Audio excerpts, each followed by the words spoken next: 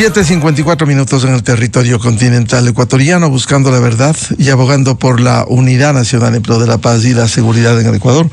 Queremos dar la bienvenida a la ingeniera Carolina Orozco, presidenta del directorio de la Cámara de Minería. La invitamos para analizar el desarrollo de un sector muy importante para el Ecuador, como es la apertura, por cierto, la minería formal, con todos los controles rigurosos que debe haber, licencias ambientales, etcétera, pero también este fantasma, esta amenaza de la explotación irracional de la minería a cargo de grupos inclusive vinculados con la delincuencia organizada, que está causando serios daños en el país y en otros países como Colombia, para citarlo. ¿Cómo ve este panorama? Y luego hablaremos sobre los anuncios de la semana anterior del gobierno, por ejemplo, la creación de una tasa para financiar el control técnico y financiero y ambiental en el sector minero. Muy buen día, ingeniero Orozco. Un gusto. Buenos días, gracias por la invitación y también buenos días a todos los que hoy escuchan. Bueno, definitivamente la extracción ilegal es uno de los fenómenos que está azotando al Ecuador sin duda alguna. Además que, bueno, lo que muchos llaman minería ilegal, que en realidad es extracción ilegal, porque el Código Integral Penal así lo dice, ¿no? Quien extrae minerales del subsuelo sin permiso está cometiendo un delito y por ende quien lo ejerce no es minero, es delincuente. Mineros somos aquellas personas que tenemos los permisos para poder hacer actividades legítimas y legales y también legales que están dentro de la ley de minería de nuestro país, y las otras pues lamentablemente son delincuentes y deben ser procesados como tal. Y es bueno que entendamos que este delito de la extracción ilegal es un delito transnacional y transfronterizo, que hoy lamentablemente tiene un vínculo muy estrecho e incluso financia a varios de las bandas criminales ya declaradas como terroristas por el señor presidente, y esto también viene de la mano con cárteles de drogas que ahora les llamamos de la narcominería, que están funcionando no solo en el Ecuador, sino en países de la región, desde México hacia abajo. Siendo una realidad inocultable la explotación irracional de minerales de estos grupos, ¿cómo ve el grupo formal que permita crecer la inversión en el sector minero en el Ecuador? En realidad, la minería formal, esta minería legal o las empresas responsables, somos parte de una estrategia para contener al avance y al crecimiento de la extracción ilegal, por supuesto. Nosotros creo que nos podemos incluso llamar como una barrera de contención. ¿Y esto por qué? Porque cuando una empresa legal entra a territorio, primero que entra con todos los permisos, con una delegación del gobierno, con estándares nacionales e internacionales, tanto en medio ambiente como sociales, entramos con equipo, es decir, con presencia en territorio, entramos con seguridad física y también entramos a contratar gente, dinamizar la economía del sector, crear emprendimientos locales con las comunidades, es decir, que ellos tengan alternativas de ingresos económicos y alternativas de acceso a un empleo, porque generalmente donde nosotros, las empresas mineras, entramos en el país es en lugares sumamente remotos y económicamente vulnerables, donde no tienen mayor alternativas de empleo. Y claro, llegan estos grupos criminales y sea por extorsión o porque así necesita la comunidad, son reclutados, digámoslo así, por estas bandas, ¿no? Cuando nosotros entramos damos oportunidad. Además que el gobierno viene con nosotros de la mano. ¿Por qué? Porque cuando una empresa legal está en territorio, tienes varias entidades que tienen que ir a visitarnos e inspeccionarnos para saber que estamos haciendo bien las cosas, como el DARCOM, el Viceministerio de Minas, el Ministerio de Ambiente, Agua y Transición Ecológica, los municipios generalmente también vienen con sus equipos ambientales, entre otras entidades que pueden acceder a visitar. Entonces, si bien no somos la solución única ante la extracción ilegal, porque esto requiere de una estrategia más integral y de esfuerzos no solo nacionales, sino internacionales, por supuesto que somos un engranaje en este sistema o una cadena y una posible barrera de contención. ¿Qué piensa usted de los anuncios que hiciera el gobierno la semana anterior en medio de esta lucha contra la extracción ilegal la actividad minera que debiera ser sostenible, y por ello el gobierno anunció la implementación de una tasa a través de la cual se necesita financiar el control técnico y ambiental del cumplimiento de obligaciones por parte de los titulares mineros, y que esta tasa aplica para la pequeña, la mediana, la gran minería, y que esto le daría, de acuerdo con los cálculos oficiales, un ingreso anual de 229 millones de dólares. ¿Qué piensa usted? A ver, esta tasa creo que tiene un espíritu, evidentemente, que es recaudar fondos para poder luchar contra la extracción ilegal y contra el crimen organizado. Todo esfuerzo del gobierno y de todos los ecuatorianos, en realidad, porque la lucha contra el crimen organizado es de todos, deben ser apoyados, y es aplausible todos los esfuerzos que están haciendo. Además, que yo siempre he pensado que la lucha del gobierno, es decir, de las Fuerzas Armadas, de la fuerza pública, contra el crimen organizado no es equitativa en ningún sentido, ¿no? El crimen organizado tiene muchísimo más dinero que el gobierno, tiene más gente, más capacidad de reclutar gente, tiene más armamento, tecnología que el propio gobierno. No es una lucha muy equitativa. Entonces, el trasfondo de luchar contra el crimen organizado es correcto, hay que hacerlo. Lo que no estamos de acuerdo, o lo que no se debe dejar de ver y de enfocarnos, es en que la tasa de fiscalización, como hoy está planteada, es desproporcional y podría tranquilamente quebrar algunas compañías que están acá, de entre las juniors, las más pequeñas, y también desincentivar la inversión, o que incluso empresas que estén aquí un poco más grandes tomen la decisión de irse. Para que tú tengas un ejemplo, a mí me encanta hablar con ejemplos, toda la inversión extranjera directa del país, no de la minería, de todas las industrias de nivel nacional del año pasado, 2024, fueron 234 millones de dólares. Entre todas las industrias, durante todo un año en el país, la inversión extranjera directa fueron 234 millones de dólares. Y hoy esta tasa pretende levantar 220 y pico millones de dólares de un solo sector. Es algo que el sector no puede financieramente soportar. Las tasas, haciendo los cálculos, muchas veces incluso superan el presupuesto anual de las operaciones de las empresas. Es decir, más cara saldría pagar la tasa, que algunos tienen que pagar semestral, otros anual, que toda la operación anual de del propio proyecto o compañía acá en el país. ¿Y conocen ustedes los detalles? Si hay un cálculo de 229 millones, ¿cómo les van a imponer a la grande, pequeña y mediana empresa minera? Hoy por hoy, como está estructurado, es una tasa diferenciada. ¿A qué me refiero con esto? Si tú eres, por ejemplo, un pequeño minero, solo en exploración, pagas el 10% de un salario básico unificado por hectárea. Si estás en exploración y explotación simultánea, pagas el 20%. De igual, proporcional, todo esto es a un salario básico, ¿no? Y por cada hectárea, además.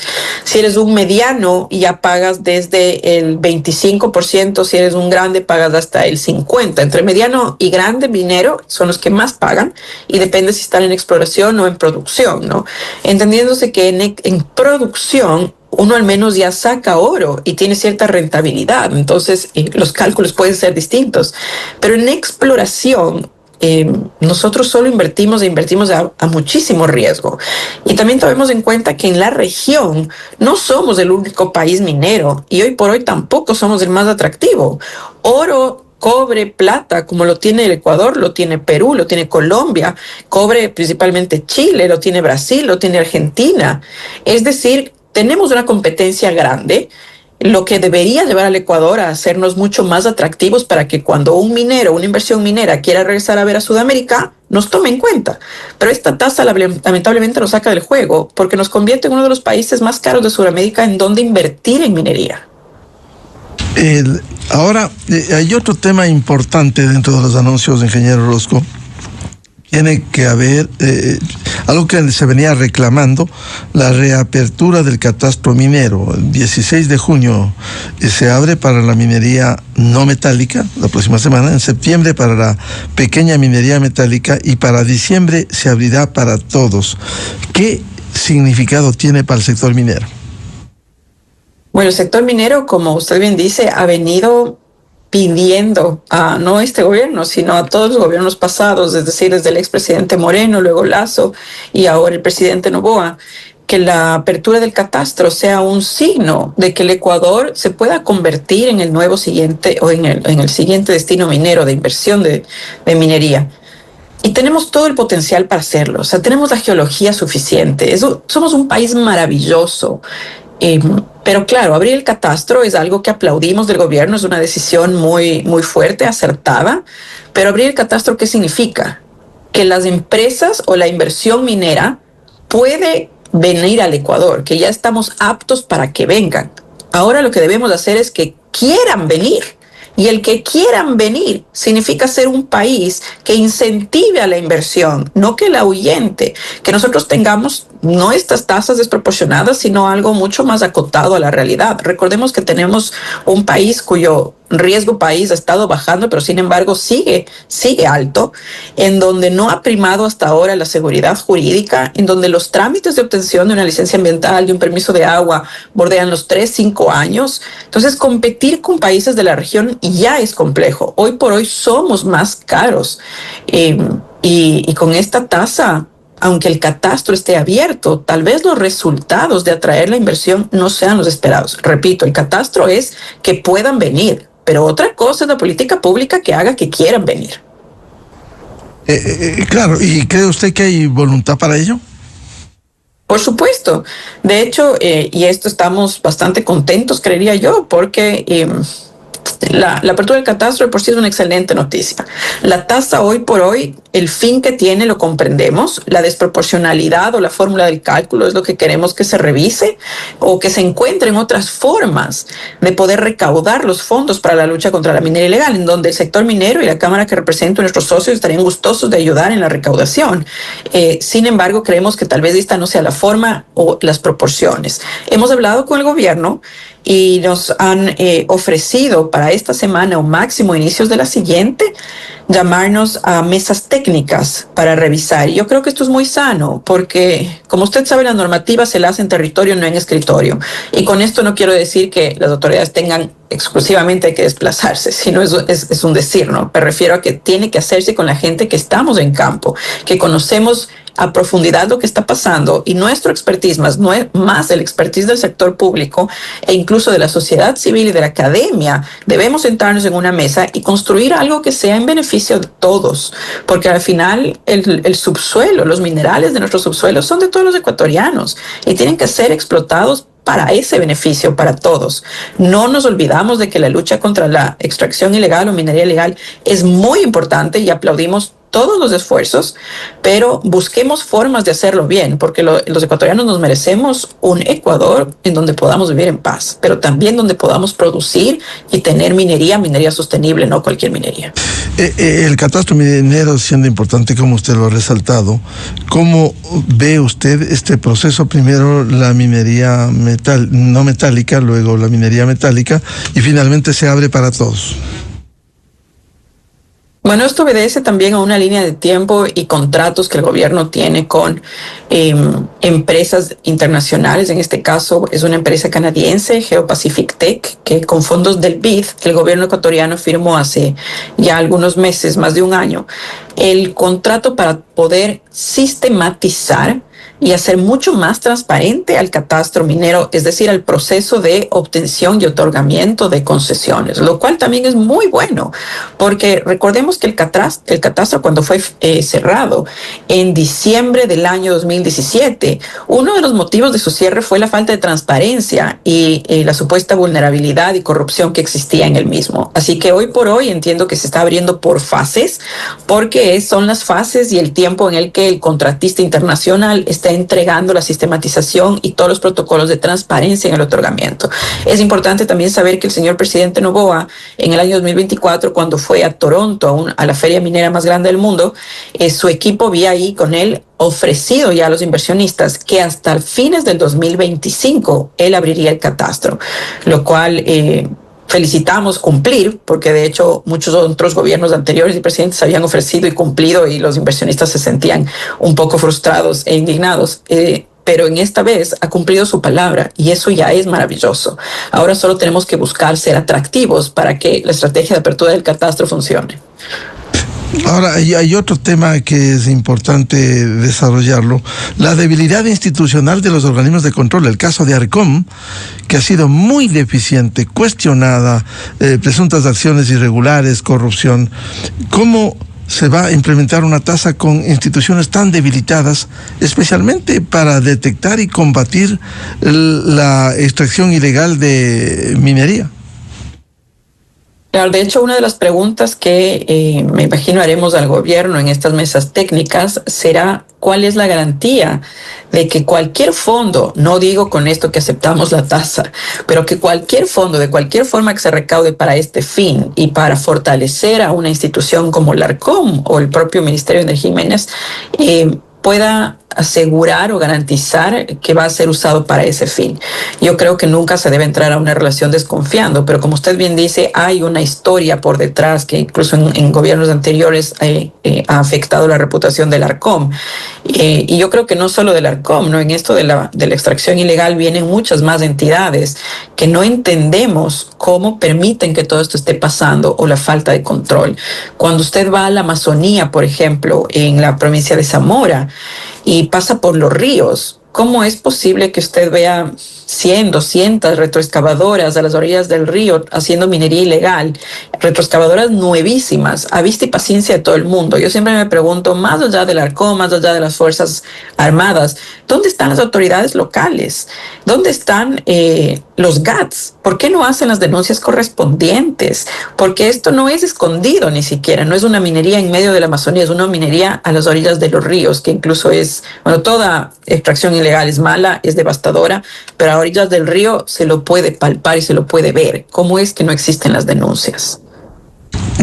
Claro, y esto tiene que ver con el control también a los gobiernos locales, porque es inadmisible el uso del territorio.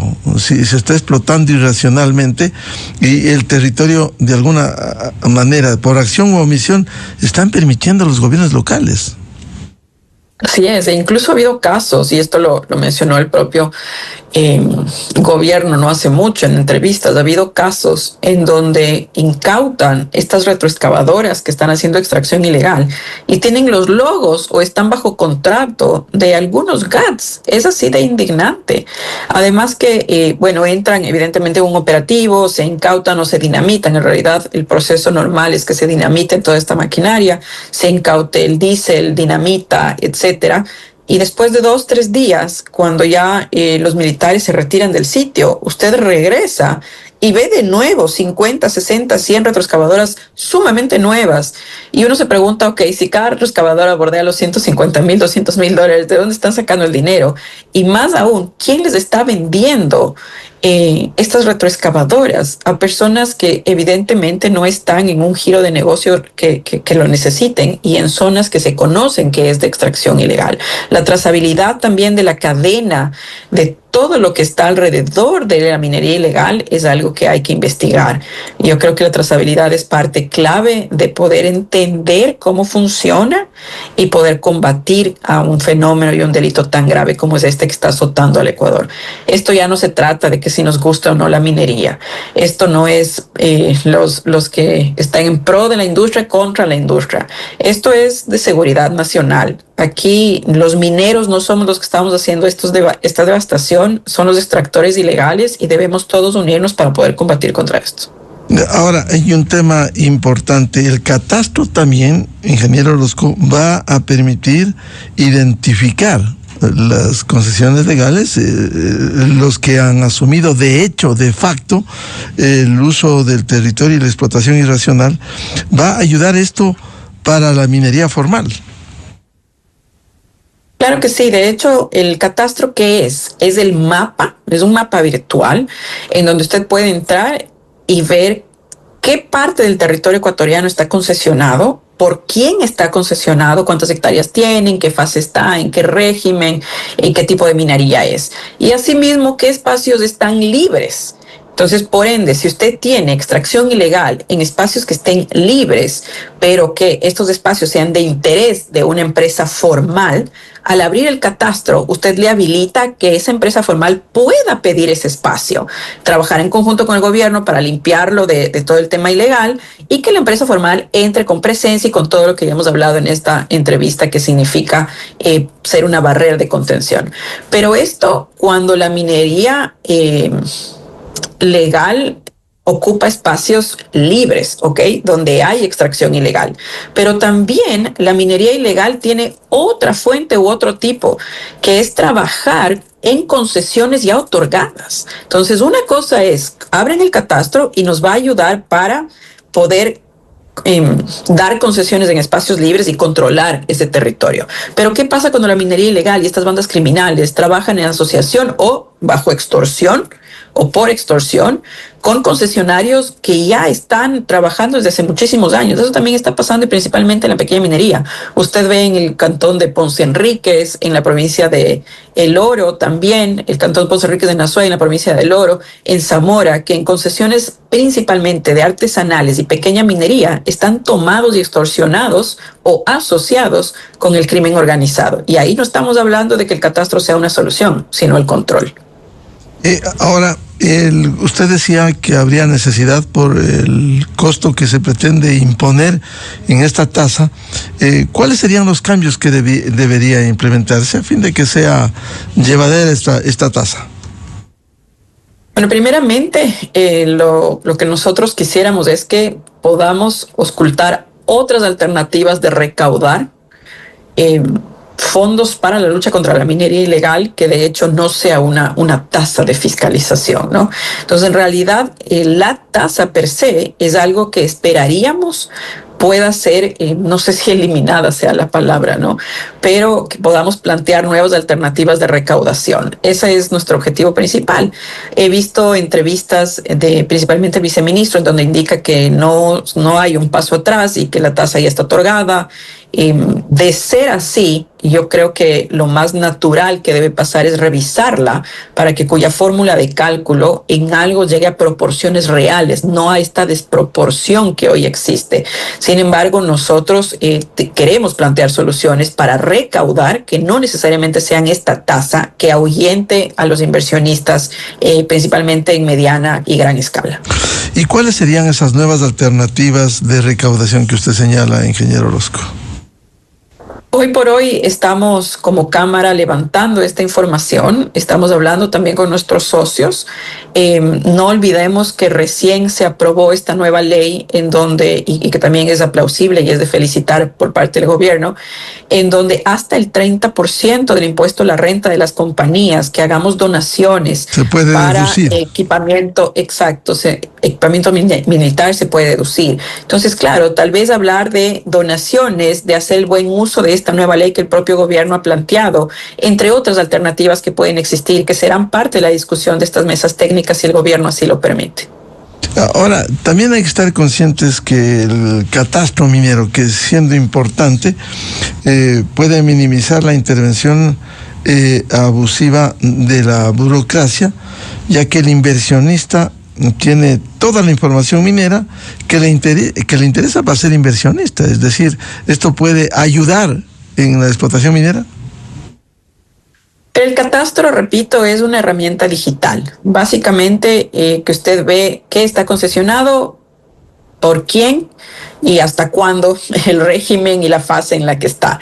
Entonces, hoy por hoy el catastro no es que le dé mayor información que eso. Y de hecho, si usted se mete en la página web y revisa el catastro, hoy ya le da esa información. Al aperturar el catastro, no es que se entregue a los inversionistas información, sino que se da la opción para que puedan graficar, le llamamos, que es básicamente dibujar las coordenadas en los espacios libres y empezar el proceso de solicitar ese espacio al gobierno. En este proceso se tiene que entregar mucha información económica, técnica, jurídica por parte de las compañías nacionales e internacionales y entran en una suerte de subasta y remate, al menos para mediana y gran minería. Y así se otorga. Pero no es que el catastro va a dar más información sobre el potencial geológico. Ese no es el espíritu del catastro. De hecho, información exploración del potencial geológico del país, hoy por hoy oficialmente hay poco. Imagínate que solo están concesionados menos del 7%, el 6.9% del país está concesionado, y de eso el 2% está en exploración. Entonces, en realidad tenemos idea de qué hay debajo del suelo en el 2% del país, no en más. Tenemos idea de lo que puede haber, pero no una realidad, y por eso es tan importante atraer inversión en exploración, porque imagínate si el gobierno quisiera ir a explorar a riesgo del gobierno y con plata propia del gobierno, ¿ya? De aproximadamente de cada 500 minas o proyectos, 500 proyectos que se exploran, uno se vuelve mina. Y todos los otros 499 perdieron el dinero, perdieron su inversión, por eso es tan alto riesgo. Claro, imagínate que el gobierno riesgo, ¿no? haga esto y pierda su dinero. Por eso es que se debe invitar al sector privado a que invierta bajo su riesgo y que de una vez, ya que está explorando, alimente la información geológica que debe ser del gobierno y hagamos el mapeo geológico. Y si va a entrar en producción, pues nos sentamos como gobierno y empresa privada y ahí sí ponemos las reglas claras del juego para que el gobierno nunca pierda. Pero la exploración debe ser a costo de un privado, si no esa cantidad de dinero tan alta a riesgo del país, de plata del país, cuando podemos usar para otro, no tendría sentido. A propósito de estos diálogos y el planteamiento alrededor de la tasa que quiere imponer el gobierno, ¿cuál es la perspectiva con las mesas técnicas en donde se pueda discutir, analizar no solo la tasa, sino los desafíos que tiene la minería formal? Primero es poder explicar, si es que es la palabra, pero dar a conocer, digamos, dar a conocer los ejemplos que nosotros, al menos en empresas de mediana y gran escala que se encuentran en fase de exploración, ya hemos hecho en aplicar esta nueva fórmula de tasa, ¿no? Entonces nosotros entre nuestros socios recabamos toda la información y vemos la gran afectación ya en números reales que esto va a pasar, porque no nos olvidemos que según la tasa expedida y el instructivo expedido, el primer pago se debe hacer en el primer semestre del año, es decir, en julio se paga el proporcional y después en diciembre el segundo semestre.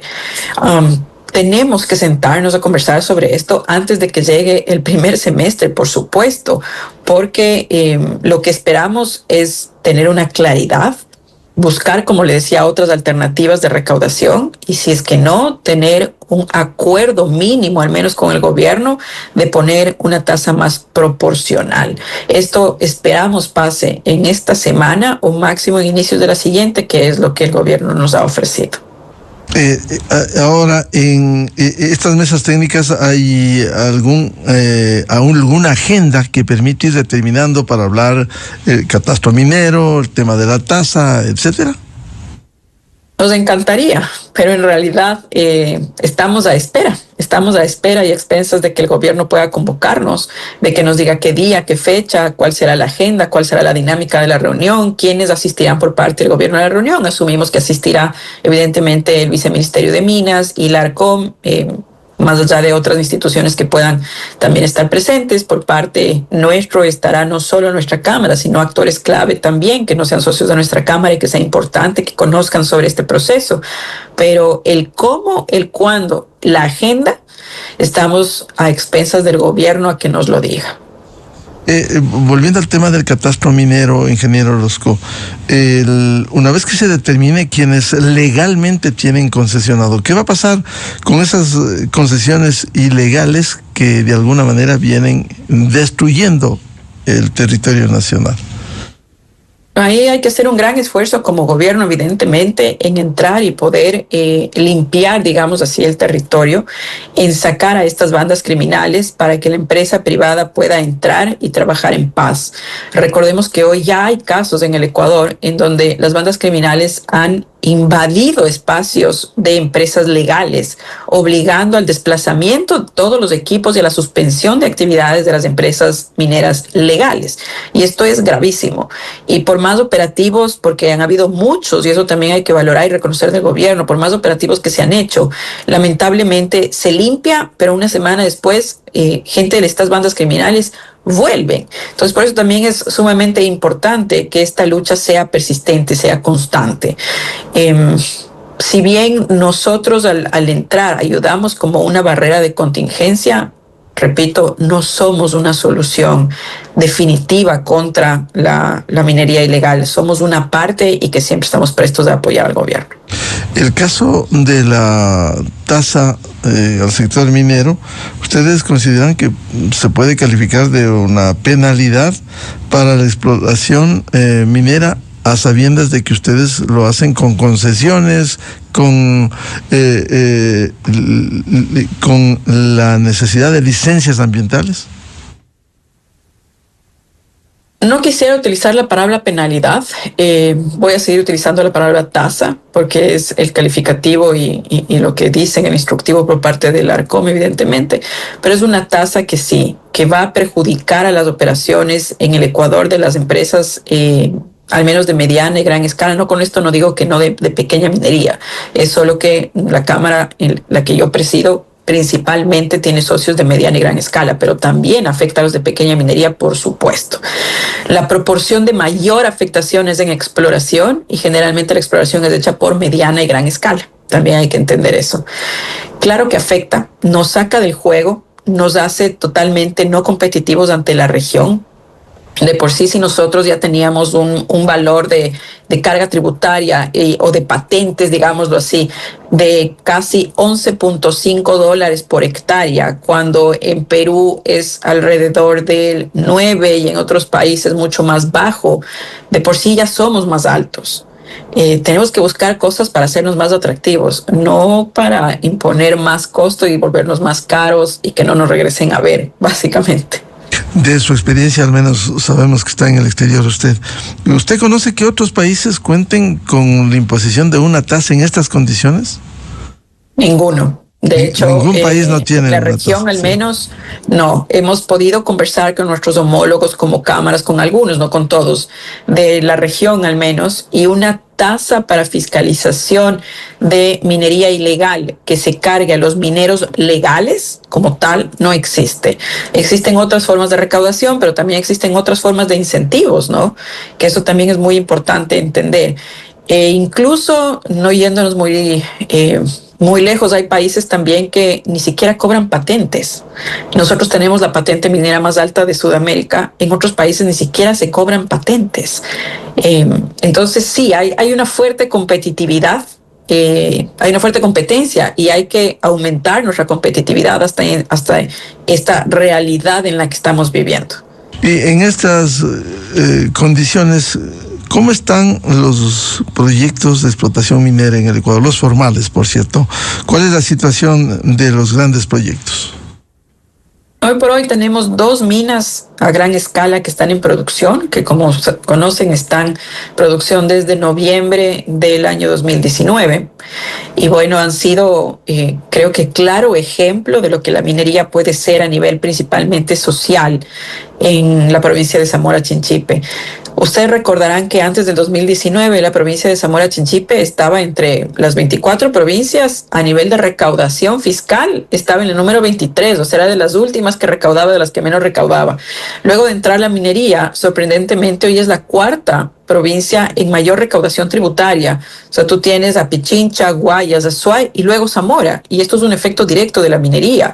Además, es una de las provincias con mayor tasa de empleabilidad, con mayor promedio de salario básico y también con mayor crecimiento económico. De hecho, en los últimos años, en el Ecuador es la provincia que mayor crecimiento económico ha tenido y ha logrado reducir la pobreza en un 13%, es decir, 13 de cada 100 zamoranos salieron de la pobreza y extrema pobreza desde que la minería llegó, porque la minería viene a desarrollar un montón de cosas y talentos, no solo contratar mano de obra directa para la compañía, sino de todo el encadenamiento productivo de los productos y servicios que se generan alrededor y que se contratan no solo en la comunidad aledaña, aunque le damos prioridad, sino incluso a nivel provincial. Entonces, definitivamente cuando hablamos de minería responsable, minería legal, hablamos de desarrollo, más allá de la data de los números de exportación, que son súper alentadores, más de $3,000 millones exportamos en minería, más de 180,000 plazas de trabajo generados, pero también hablemos de la calidad de vida de la gente alrededor del proyecto, y eso es lo que realmente hace que la minería en el Ecuador sea maravillosa. Y ustedes como minería formal, ¿han sido afectados en medio del conflicto armado interno que se vive en el Ecuador? Por supuesto, yo creo que no solo la empresa minera o la industria, creo que todas las industrias ecuatorianas han sido afectadas, y también los ciudadanos naturales, ¿no? Los ciudadanos de a pie, hemos sido todos afectados por esta ola de criminalidad. Hoy por hoy, ya te digo, en pequeña minería principalmente y en minería artesanal, tú tienes casos súper graves y conmovedores de operaciones que han sido tomadas, invadidas al 100% por estas bandas criminales para que trabajen para ellos bajo extorsión, o terminan asociándose y ellos llegan a fin de mes a cobrar el 50% de la producción. Y en otros casos, secuestrando a funcionarios, amenazando a funcionarios y sus familias. Es decir, lo que viven hoy por hoy, no solo los mineros, sino todas las industrias, creo que es el peor escenario, y tenemos que recuperar juntos el país, tenemos que recuperar la paz, porque eso es el país que todos queremos y merecemos, así como todos también queremos y merecemos una industria minera sostenible, responsable, porque déjame decirte que el oro, Miguel, ese oro que está abajo del Ecuador, y que además somos muy ricos, somos un país bendecido, va a ser explotado. Eso no hay duda. Y nuestra decisión como ciudadanos es decidir quién la explota. O una empresa formal que puede dar la cara al gobierno y que puede venir con estándares, y si algo hace mal, tiene la cara y tiene pólizas y tiene todo para pagar, evidentemente, y remediar. Queremos que ellos saquen ese oro, o el oro va a ser sacado por las bandas criminales y la extracción ilegal. Porque nadie pobre se queda sentado bajo una mina de oro tranquilo, y peor sabiendo que en el Ecuador hay tanto oro y que ya estamos hoy por hoy invadidos por extractores ilegales vinculados al narcotráfico. Por ello, lo importante de que el Estado ejerza su potestad para el control y no haya la debilidad como la Agencia de Regulación y Control. Y el argumento ahora es recaudar fondos a través de esta tasa para financiar la capacidad regulatoria cuando no han podido hacerlo, y porque además se ha denunciado actos de corrupción en esta Agencia de Regulación y Control, y no ha habido forma de enderezarla para que controle precisamente a la explotación irracional en el país. Por supuesto, además que yo creo que no se trata solo de fortalecer al Arcom, si bien esto es necesario, porque lo es, a pesar de que tienen personal y tienen también equipamiento, capaz necesiten más, ¿no? Digámoslo así. Pero no es solo la cuestión de hacer operativos e ir a territorio y descubrir dónde están trabajando estas bandas criminales y apresarlas, incautar maquinaria, dinamitar maquinaria. Eso es una parte de la lucha, que eso lo puede hacer Arcom con las fuerzas públicas. Sin embargo, hay otra parte también importante, que es el poder hacer la trazabilidad y el cruce de información entre todas las entidades, porque hay muchísimo oro. Hoy hablamos cerca de 1.300 millones de dólares en oro que se están exportando y que vienen de la minería ilegal. Entonces, ¿cómo tú te explicas que tienes, por ejemplo, empresas comercializadoras, X nombre, creadas hace 6 meses con 2 jóvenes de 18 años recién cumplidos que nunca han estado en minería, sin formación en el sector alguna, sin experiencia, y en el lapso de 6 meses empiezan a exportar 300, 200, 400 millones de dólares en oro? Y cuando alguien se sienta a preguntarles ¿de dónde estás comprando ese oro?, te dicen de tantas personas que compro cash o de tal mina. Y las autoridades van a ver esa mina y esa mina no existe. Se encuentran con un predio verde, con pasto. Claro. O la misma empresa, registran una dirección y son empresas de papel fantasmas. ¿Cómo el Estado debiera controlar eso? Exactamente, y esto no es en territorio, esto también es haciendo un buen sistema de control y trazabilidad de las declaraciones, porque mira, por ejemplo, todas las minas, todos los proyectos están obligados a semestralmente, cuando están en producción, reportar al gobierno, específicamente al Arcom, qué están haciendo, cuánto están sacando, cómo, de dónde, cuánto se están gastando, cuánto diésel, cuánta luz, cuánto electricidad, cuánto personal contratan para eso. Es decir, todos los detalles técnicos de personal y financieros tienes que declararle, ¿ok? Y por otro lado, tú tienes la declaración ya para la exportación de las comercializadoras, de quién están comprando, de dónde y cuánto. Entonces es cuestión de hacer cruce de información, sumas y restas. Si la empresa A dice que le está comprando a tal mina tal cantidad de oro, pero tal mina declara a la autoridad que está produciendo la 10ª parte de eso, entonces hay una alarma, hay una alerta que hay que regresar a ver. Si evidentemente la misma comercializadora te dice, sí, yo le estoy comprando a tal proyecto, que tú te metes en el catastro y dice en suspensión, o que tiene un certificado de la ARCOM de no operación hace 5 años. Entonces, ¿cómo le están comprando oro a una mina que no opera?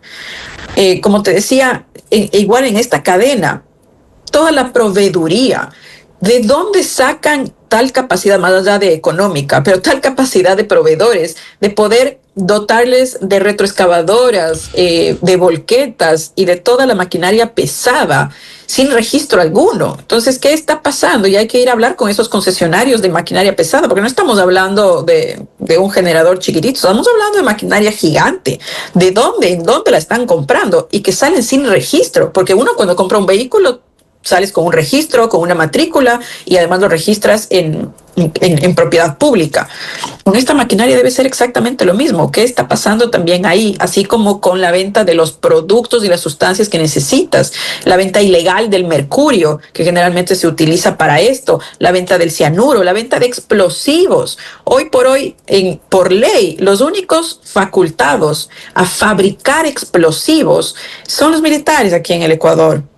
Entonces, ¿cómo en manos de ilegales, cuando hacen los operativos, encuentran dinamita que se compra a las propias Fuerzas Armadas? ¿Qué está pasando?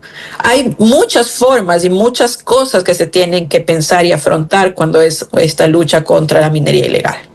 Bien, muchas gracias, como siempre, a la ingeniera Carolina Orozco, presidenta de la Cámara de Minería, del directorio de la Cámara de Minería, sobre estos desafíos del sector minero formal en el país. Carolina, muy amable. Muchísimas gracias y que tengan un excelente día. Muy buen día.